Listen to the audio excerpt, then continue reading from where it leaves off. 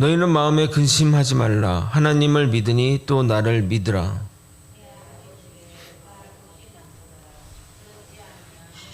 일렀으리라. 내가 너희를 위하여 거처를 예비하러 가노니 가서 너희를 위하여 거처를 예비하면 내가 다시 와서 너희를 내게로 영접하여 나 있는 곳에 너희도 있게 하리라. 내가 어디로 가든지 그 길을 너희가 아느니라.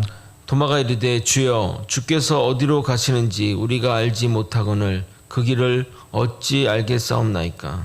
예수께서 이르시되 내가 곧 길이요 진리요 생명이니 나로 말미암지 않고는 아버지께로 올 자가 없느니라. 함께 읽겠습니다. 너희가 나를 알았더라면 내 아버지도 알았으리로다. 이제부터는 너희가 그를 알았고 또 보았느니라. 오늘부터 14장을 강의하도록 하겠습니다. 요한복음 14장은 정말 주옥 같은 말씀이 많이 있습니다. 한 절 한 절마다 주일 설교의 분량의 말씀이 담겨 있습니다. 이런 깊이 있는 말씀이 어디에 있을까 생각이 들지 않습니까? 이재철 목사님이 요한복음으로만 7년 설교를 했다고 하는데 그런 정도의 깊이가 요한복음에 있다고 생각합니다. 저도 이번 설교를 준비하면서 다른 목사님의 설교나 또 책을 듣고 보았는데 요한복음에 대한 정말 다양한 해석이 존재하는 것을 알게 되었습니다. 설교자마다 다른 것은 누가 맞고 틀림의 문제가 아니라 그만큼 요한복음의 깊이가 깊다는 것을 의미하는 겁니다. 깊은 바다에 가면 그 수심마다 다양한 모습을 보여주는 것과 마찬가지입니다. 어떤 분은 바다 표면을 다룰 수 있고 어떤 분은 바다의 중간층을 다룰 수 있고 어떤 분은 바다의 깊은 심해를 다룰 수 있습니다. 또한 어떤 분은 바다의 식물을 다룰 수 있고 어떤 분은 물고기를 다룰 수 있고 또 어떤 분들은 조개류와 같은 것들을 다룰 수 있습니다. 그러나 그 모두가 다 바다에서 보여지는 모습이니 무엇이 이것만 진짜다, 진짜 바다다 라고 할 수 없습니다. 그래서 혹여나 말씀을 듣다가 다른 목사님의 설교와 다르다고 해서 누가 맞고 틀림의 문제가 아님을 알아주셨으면 좋겠습니다.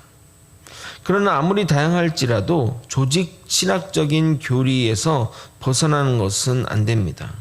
예를 들어 우리는 전적인 하나님의 은혜로 구원을 받았다고 하는데 내 노력이 들어가야 구원이 된다고 하는, 그래서 그렇게 해석되는 성경 구절이 있다 할지라도 그것을 근거로 교리에 벗어나는, 교리적인 관점에서 벗어나는 이야기를 해서는 안 된다는 겁니다. 모든 성경 말씀을 통해서 결론 내려진 것이 교리입니다. 교리는 교리를 만들고 성경 말씀을 근거로 삼은 것이 아니라 성경 말씀을 가지고 치열한 논쟁 끝에 나온 것이 바로 교리입니다. 예를 들어 웨스트민스터 대요리 문답 같은 요리서를 만드는데 100명의 목회자와 신학자들, 장로들이 웨스트민스터 사원에서 4년 동안 먹고 자고 하면서 치열한 교리 논쟁에 거쳐서 만들어졌습니다. 나중에 기독교 역사를 다룰 때가 있을 것인데 절대 단 하나의 교리도 쉽게 나오지 않았습니다. 삼위일체 교리 같은 경우는 정말 피비린내는 혈전 끝에 나온 교리입니다. 그러므로 이 교리는 성경의 요약이라고 보시면 됩니다. 오늘 본문은 정말 그 유명한 길이요 진리요 생명 되시니에 관련된 본문입니다. 이 길이 무엇인지, 이 진리가 무엇인지, 이 생명이 어떤 생명을 말씀하는 건지 오늘 살펴보도록 하겠습니다. 본문을 따라 주신 은혜를 여러분과 함께 나누도록 하겠습니다. 6월절을 맞아 서로 막 음식을 나누고 막 화기애애하고 막 서로 막 농담도 하면서 즐거운 시간을 보내고 있었는데 갑자기 가룟 유다가 밖으로 뛰쳐나가고 예수님은 제자들이 곧 내가 떠날 건데 너희들이 오지 못할 곳으로 가겠다고 말씀하시고 또 베드로는 자기는 예수님을 죽기까지 따르겠다고 고백도 했는데 그 고백도 예수님이 부정해 버리면서 분위기가 차갑게 식어버렸습니다. 예수님이 떠난다는 이 말을 들은 제자들을 얼굴 가운데 근심과 걱정이 어려 있음을 예수님은 보게 된 것입니다. 그래서 예수님이 제자들을 위로하시며 이렇게 말씀하십니다. 1절을 함께 읽도록 하겠습니다. 함께 읽겠습니다. 시작. 너희는 마음에 근심하지 말라. 하나님을 믿으니 또 나를 믿으라. 여러분, 근심 또는 염려의 반대말이 무엇인지 아십니까? 물론 안심 또는 평안 같은 것이 반대말이라 생각하실 텐데, 그것은 표면적인 모습이고 깊게 들어가면 믿음입니다.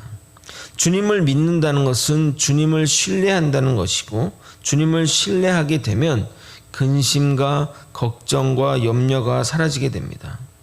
우리가 먹고 사는 문제를 걱정하는 이유는 지금 먹고 있는 것이 끊길 것이라는 그런 염려 때문 아닙니까? 그런데 천지를 지으신 하나님 아버지를 믿는다면, 그리고 그 아버지가 아들을 끔찍히 사랑한다는 것을 안다면 염려와 근심은 사라지게 됩니다.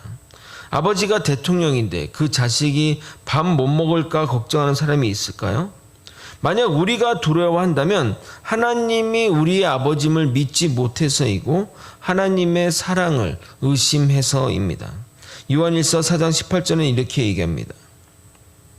사랑 안에 두려움이 없고 온전한 사랑이 두려움을 내쫓나니 두려움에는 형벌이 있음이라.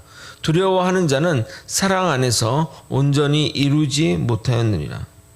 그래서 예수님은 제자들에게 하나님을 믿지 않냐? 믿어라. 그리고 나도 믿으라고 말씀하시는 겁니다. 여기 보면 평서문처럼 쓰여 있지만 명령어로 쓰여 있습니다. 믿어라. 염려, 근심, 걱정하지 말아라. 그리고 그 근거가 나를 믿고 하나님을 믿으면 된다라고 말씀하시는 겁니다. 그것만이 궁극적인 염려와 근심을 떨치는 방법입니다. 이어서 2절부터 4절까지의 말씀을 보겠습니다. 예수님은 내 아버지 집에 거할 곳이 많다면서 내가 너희를 위하여 거처를 예비하러 가겠다고 말씀하십니다. 아마도 대부분의 제자들은 예수님의 이 말씀이 무슨 말을 하시는지 알아듣지 못했을 것입니다. 그러나 알고 보면 조금 무서운 말씀이기도 합니다. 너희의 죽음을 예비한다는 말이기 때문입니다. 그러나 시공간을 초월하시며 항상 처음과 끝을 말씀하시는 예수님이기에 그런 의미로 말씀한 것이 아니라 지금은 너희랑 헤어지게 돼 있지만 영원한 하나님 나라에서 다시 만나게 될 것을 확신시키는 말씀인 것입니다. 너희들 모두 천국 입주권이 준비되었다는 말입니다. 그래 얼마나 기쁜 소식입니까? 이 얼마나 환상적인 말씀입니까? 우리나라에서 가장 잘 사는 곳이 아마 서울, 강남, 개포동, 청담동 정도일 것 같습니다. 평당 억대에 이르니까 한 평의 가격이 1억이래. 1억 된다고 하니까 정말 가장 좋은 위치에 넓은 평수의 아파트로 입주가 예정되었다면 정말 밥 안 먹어도 배부르지 않겠냐 이 말입니다. 그런데 예수님이 직접 만드신 집에 그 집의 입주권이 예정되어 있고 예수님이 직접 와서 우리를 영접해 데리고 가신다고 하니 이 얼마나 놀라운 말씀이 아니냐 이 말입니다. 제가 천국에 대한 정의를 말씀드렸는데 천국에 대한 정의를 잘 기억하십시오. 천국이 천국인 이유는 하나님이 계시기 때문입니다. 여기서도 주님이 그것을 강조하십니다. 나 있는 곳에 너희도 있게 하리라. 이 구절 안에 하나님의 그 복음의 내용이 다 담겨 있는 겁니다. 예수님이 우리를 위해 죽으시면 하늘나라 가서 우리를 위한 처소를 마련할 것이고 때가 되어 재림하셔서 우리를 데리고 가서 우리와 영원히 함께 하시겠다는 말씀인 것입니다. 아멘. 그러면서 너희들은 내가 가는 그 길을 알고 있다고 말씀합니다. 그 길에 대해 예수님은 수차례 이야기를 했기에 그들이 알았어야 했습니다. 하지만 그들은 아직도 주님이 말하는 길을 이해하지 못했습니다. 이것을 단순히 그들의 어리석음이라고 생각하면 안 됩니다. 누구나 처음 간 길은 말해줘도 모릅니다. 저도 거제 와서 뭐 동상이니 뭐 명진이니 뭐 얘기하고 뭐 중림 어쩌고 저쩌는데 하나도 모르겠습니다. 중림이 어디고 뭐 동상이 어디고 어디 동상이 서 있나? 뭐 이렇게 착각할 정도니까. 근데 한 번 간 길은 설명을 하면 알아듣지만 한 번도 경험하지 못하고 보지도 듣지도 못한 길은 여러 번 말해도 이해할 수 없는 것입니다. 그래서 도마가 예수님께 이렇게 물어보게 됩니다. 5절을 읽어드리도록 하겠습니다. 도마가 이르되 주여 주께서 어디로 가시는지 우리가 알지 못하거늘 그 길을 어찌 알겠사옵나이까. 목적지를 모르는데 그 목적지 가는 길을 어떻게 알겠냐는 질문입니다. 이에 예수님이 유명한 말씀을 하십니다. 이 구절은 우리가 좀 암송했으면 좋겠고 아마 여러분이 다 아는 성경 구절 중에 하나입니다. 요한복음 14장 6절 함께 읽도록 하겠습니다. 함께 읽겠습니다. 시작. 예수께서 이르시되 내가 곧 길이요 진리요 생명이니 나로 말미암지 않고는 아버지께로 올 자가 없느니라. 여러분, 이 한 문장 안에 엄청난 내용이 담겨 있어서 이 문장 하나로 설교가 가능할 정도로 깊은 내용이 담겨 있습니다. 이 문장 안에는 예수님이 누구이신지를 함축적으로 보여주고 있습니다. 그러면 길, 진리, 생명이 무엇을 의미하는지 살펴볼 것인데 주석서마다 또 설교자마다 약간씩 차이가 있습니다. 먼저 정말 다양한 의견들을 제가 두 가지로 종합하여 소개한 다음에 저는 어떤 거를 좀 믿는지를 좀 말씀드리도록 하겠습니다. 먼저 문장 구조적으로 진리와 생명은 길을 보충 설명하는 단어라고 학자들은 말합니다. 이 길은 아버지께로 가는 길을 의미합니다. 위에서 아버지의 집을 이야기했기에 문맥상 아버지께로 가는 길을 의미하고 그 길이 예수님 자신임을 말하고 있습니다. 제자들은 예수님을 통해서 아버지께로 갈 수 있습니다. 이어지는 진리와 생명도 길을 설명하는 단어로 쓰여서 예수님은 진리를 드러내시고 생명을 주시는 분임을 말하는 것입니다. 그러므로 예수님 자체가 길이고 진리고 생명이십니다. 두 번째 의견은 길, 진리, 생명이 각각 개별적으로 예수님이 어떤 분이신지를 나타내는 표현이라고 학자들은 말합니다. 히브리 단어 배열을 보게 되면 등위 접속사, 그러니까 그리고 그러나 아닌 그리고 또 이런 식으로 등위 접속사로 연결된 것은 하나의 의미로 종속되는 면이 많으나 각각이 말하는 바가 너무 다른 내용을 포함하고 있기에 길을 설명하고 보충하는 보기에는 길을 설명하는 단어로 보기에는 무리가 따른다고 봅니다. 그래서 이 세 가지는 각각이 예수 안에서 하나 되는 것 외에는 다른 의미를, 다른 예수의 어떤 본성을 나타내는 단어로 보는 견해입니다. 저는 이 견해를 따릅니다. 그럼 각각의 의미를 무엇인가 한번 살펴보도록 할 건데, 먼저 이 길은 구원에 이르는 길을 의미합니다. 그 구원은 예수님의 십자가로 인해 얻는 길이기에 이 길은 십자가의 길을 의미합니다. 십자가의 길로 하나님께로 나아가는 길인 것입니다. 그런데 중요한 것은 그 길이 여러 가지 있는 길이 아니라는 겁니다. 오직 유일한 길만 있습니다. 그래서 나로 말미암지 않고는 아버지께로 올 자가 없다고 말한 겁니다. 그래서 문법상으로 이 길, 호도스란 뜻은 그 길, 그러니까 그 정관사가 붙은 그 단어는 그 길, 유일한 길, 단독적인 길을 말하는 것으로 표현되어 있는 겁니다. 사도행전 4장 12절은 뭐냐면 다른 이로서는 구원을 받을 수 없나니 천하 사람 중에 구원을 받을 만한 다른 이름을 우리에게 주신 일이 없음이라 하였더라. 다른 길은 있을 수 없습니다. 세상에 요즘 어떤 종교들이 다른 길이 있다고 얘기하는데 다른 길은 결코 없습니다. 그럼 진리는 무엇일까요? 하나님이 진리이고 하나님의 말씀이 진리입니다. 당연히 예수님은 하나님이시고 하나님의 말씀이 육신이 되어 육신을 입어 오신 분, 즉 성육신하신 분이십니다. 요한복음 1장 14절은 이렇게 말합니다. 말씀이 육신이 되어 우리 가운데 거하심에 우리가 그의 영광을 보니 아버지의 독생자의 영광이요 은혜와 진리가 충만하더라. 마지막으로 이 생명은 하나님의 속성을 의미합니다. 영원한 생명의 원천이 하나님께 있기 때문입니다. 요한복음 5장 26절입니다. 아버지께서 자기 속에 생명이 있음 같이 아들에게도 생명을 주어 그 속에 있게 하셨고, 그러니까 예수님도 하나님으로부터 이 영원한 생명을 부여받았고 우리도 순차적으로 예수님으로 인해 이 영원한 생명을 부여받았습니다. 예수님을 통해 우리는 하나님께 갈 수 있게 길이고, 예수님이 하나님을 나타내고 보여주는 말씀이기에 진리이시며, 예수님은 하나님이 주신 생명을 가지고 그 생명을 우리에게 주심으로 우리가 부활하여 영원한 생명을 갖게 하는 것입니다.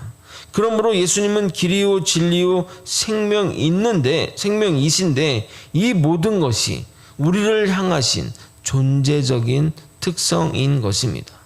이 특성들이 우리를 위해 존재하시는 특성이라는 겁니다. 예수님을 닮은 우리는 이 예수의 존재적 특성을 나타내어야 하기 때문에 우리가 구원의 통로가 되므로 길의 역할을 감당하고, 말씀을 전함으로 말씀의 통로 역할을 감당하고, 더 나아가 성육신하신 예수님처럼 우리가 전도할 사람들의 삶으로 들어가 성육신 대신 삶을 살아야 하고, 우리가 받은 영생을 믿지 않는 자들에게 전해야 하는 것입니다.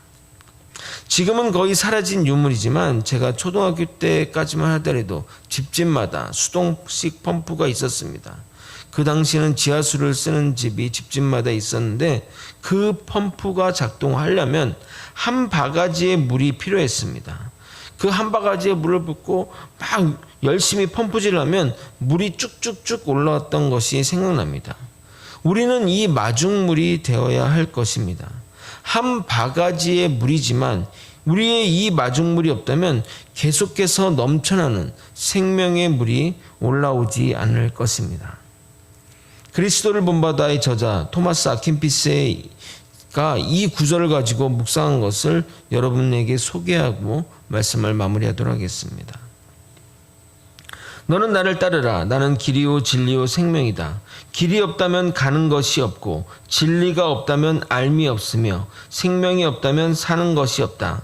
나는 내가 따라야 하는 길이고, 내가 믿어야 하는 진리이며, 내가 소망하여야 하는 생명이다. 나는 훼손될 수 없는 길이고, 오류가 없는 진리이며, 끝이 없는 생명이다. 나는 가장 고든 길이고, 최고의 진리이며, 참된 생명, 복된 생명, 피조되지 않은 생명이다. 말씀을 정리하겠습니다. 우리의 염려는 주님을 신뢰하지 못하는 것에서 출발합니다. 주님을 깊게 믿으면 결코 염려는 자리를 차지하지 못할 것입니다. 우리는 하나님의 나라가 보장된 사람입니다. 우리가 이 땅에서 어떤 삶을 산다 할지라도 해피엔딩이 예정된 사람들입니다. 이 결론이 믿음이 되어 우리의 믿음을 더욱 굳건하게 할 것입니다. 예수님은 우리를 하나님께 이끄시는 길이시며 진리의 말씀 그 자체이시며 우리에게 영생을 주시는 분이십니다. 예수님이 아니면 우리는 결코 하나님의 나라와 하나님께로 갈 수가 없습니다. 그러므로 영원한 생명도 없는 것입니다. 이제부터 더욱 길이고 진리 대신 진리이며 생명 대신 주님 안에 붙들려 살아가는 저와 여러분이 되시길 예수님의 이름으로 소망합니다. 기도하시겠습니다. 하나님이 유일하신 예수 그리스도가 유일하신 길이요 진리요 생명 되심을 믿습니다. 예수님이 아니면 하나님께로 나아올 자가 없다고 하신 그 말씀대로 오직 예수님만 믿으며 예수님께 붙들려 살아가는 우리 모두가 되게 하여 주시옵소서. 주님만 의지합니다. 주님만 바라봅니다. 주님이 나의 전부 되십니다. 이 믿음 굳게 붙잡고 이 땅, 이 세상에서 살아갈 수 있도록 역사하여 주시옵소서. 사랑이 많으신 예수 그리스도 이름 받들어 기도 드립나이다. 아멘. 주기도문을